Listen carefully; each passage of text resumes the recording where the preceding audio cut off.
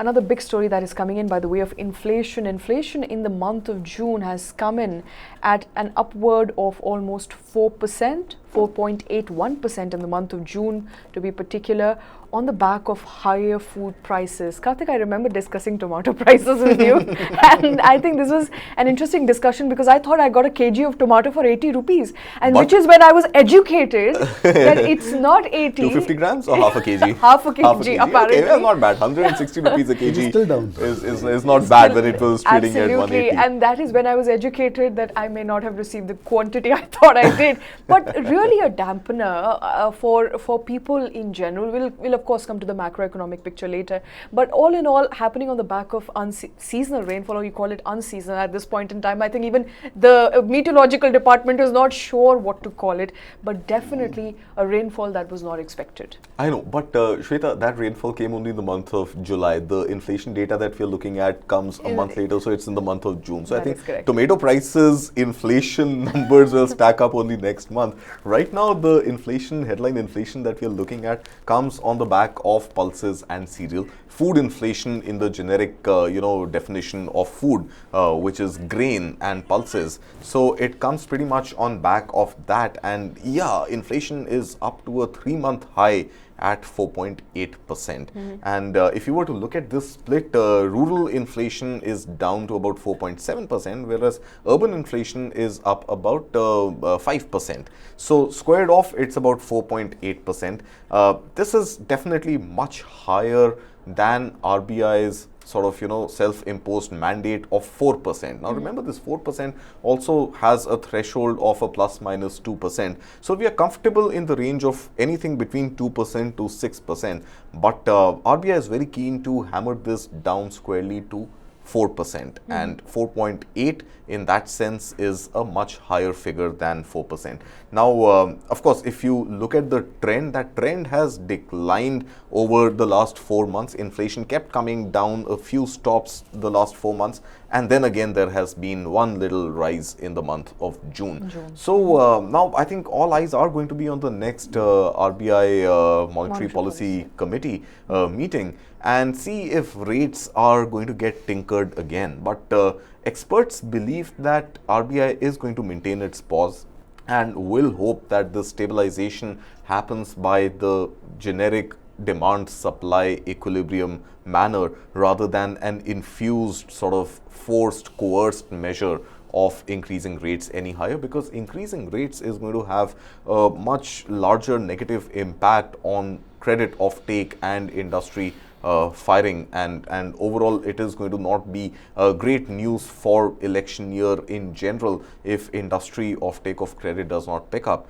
and hence that is likely to impact GDP growth re-evaluation as well. Of the hawkish pause. No, perhaps. so I think that hawkish pause will continue remain? for another month or two definitely, and only if this trend, upward trend, sustains for another month or 2 months will RBI take a call on another rate hike, if at all. Right. But it's also important to note that inflation given what's happening, and I'm attesting this to a lot of reports that I'm reading right now. You correctly mentioned the rainfall, as damaging as it is usually and has happened in the month of July. But what I'm also reading is that it was due to unseasonal rainfall, uneven monsoon rains, that crop was damaged in the month of June, and the goods movement was also sort of hindered, as a result of which the pulses inflation and of course the inflation in various other vegetables went up. This is worse this month. So I'm what my understanding is, and correct me if I'm wrong, that the inflation number is only going to be worse in the month to come. Quite possible on the back of veggies, on the back of tomatoes, on the back of unseasonal rainfalls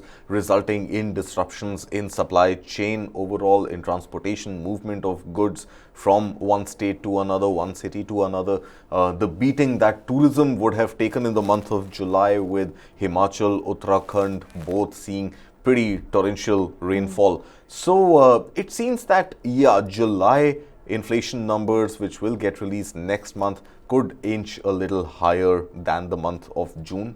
But we'll have to look at, let's say, even other parameters of industrial growth, which again in the month of May, industrial growth comes of the month prior to the inflation data. So IIP figure for the month of May, for example, has been higher than expected at 5.2% versus an inflation of 4.8%. So if industrial growth is able to surpass the inflation on account of food and vegetables and cereals and pulses and tomatoes, then maybe that balance could be struck where we don't see a much higher inflation number in the month of July when it comes out in the month of August. But yeah, I mean, it's again a function of industrial growth, also takes into account logistics, transportation, supply chain. So if that has a negative impact on industrial output, and that coupled with higher food prices, veggie prices in the month of July, we could see a much higher number, and then perhaps RBI would be compelled to hammer down inflation through a monetary policy hike.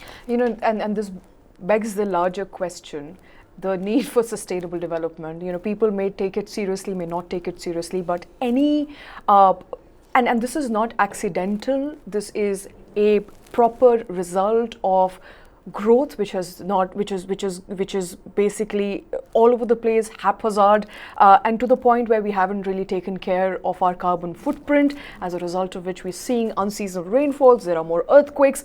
All of this a consequence of perhaps not growing, keeping the SDGs in mind, the Sustainable Development Goals in mind, and therefore a need to perhaps have a growth which is more sustainable, as opposed to having a growth which only takes care about growing at any cost, at the cost of environment, because it pays back. Eventually you got to pay back. You're right, Shweta. I mean, you know, fundamentally, and I always maintain, you know, you're wiser in hindsight. Fundamentally, there is no defying the logic that you're stating, and perhaps if all this was adhered to, taken serious cognizance of 20 years ago, we would have had a more sustainable country and a more sustainable agriculture and more sustainable supply chains today. But you know, these are long-term, high-investment projects, and it completely varies from priorities, urgent, pressing needs of a country versus, you know, so what do you invest in? You at one end are talking about uplifting 415 million people from poverty to middle class. You're talking about a growing middle class which will reach about 1 billion by 2030. So what are the priorities? And in those priorities, remember, you have limited budgets, and using those budgets to fulfill the important and urgent priorities, I think ranks higher on the priority of successive governments over the last 75 years of our independence. Every successive government has tried to tackle with that urgent and important quadrant in the activities to do.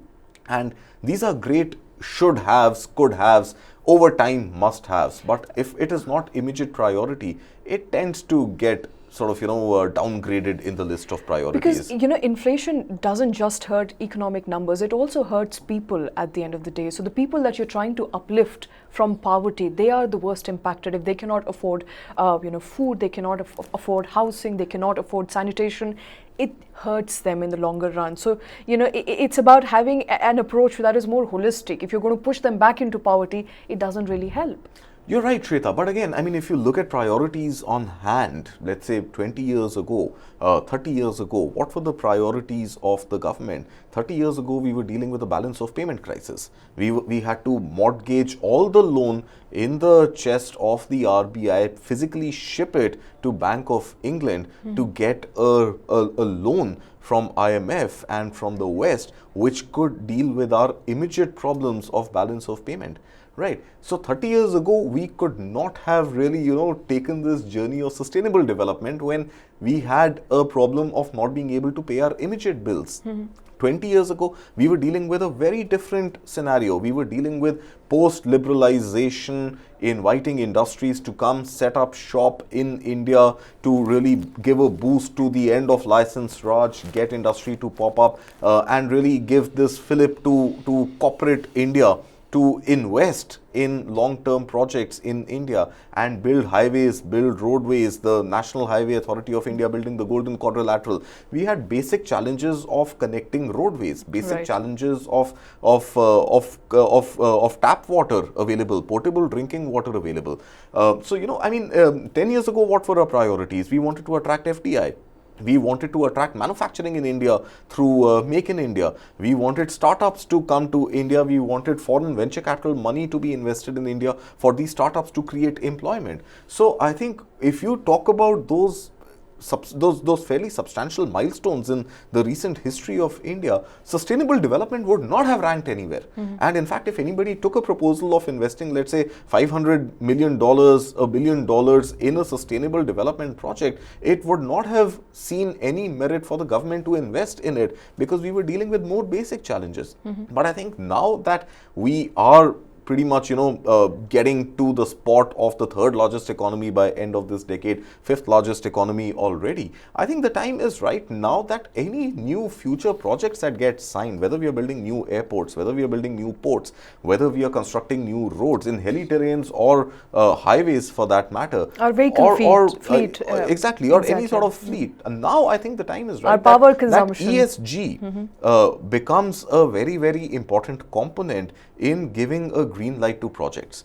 Now, it doesn't matter if you will end up investing 10% more as opposed to putting 100% of your money back then. Now, if you invest 10% more and if that ensures that you have a more sustainable long-term project on the roads, go ahead and sign that 10% now. But could we have done that 20 years back, 30 years back, even 10 years back? I'm not sure. All right. So this is, of course, a never-ending debate and discussion. But